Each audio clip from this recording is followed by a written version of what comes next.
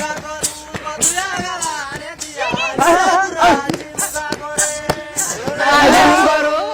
Intalli warra baruu nyaara qabdii jedhama. Akka inni dhungatuuf eeyyamamtuu taati. Yaarri gaade. Yaarri gaade. Yaarri gaade. Boochaan addaan baana warra keenya. Daa'iin qaqqaanufti ka argiteen beektu waan ta'eef. Ani balleessaa maalan qabaa natti murteesse manni murtii.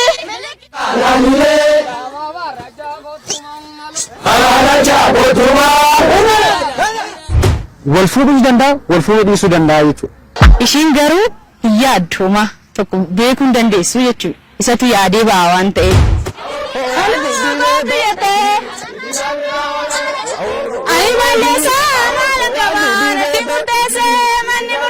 Akkuma abbaa manaa keetiitti itti ilaalta akkasumatti kabajaa.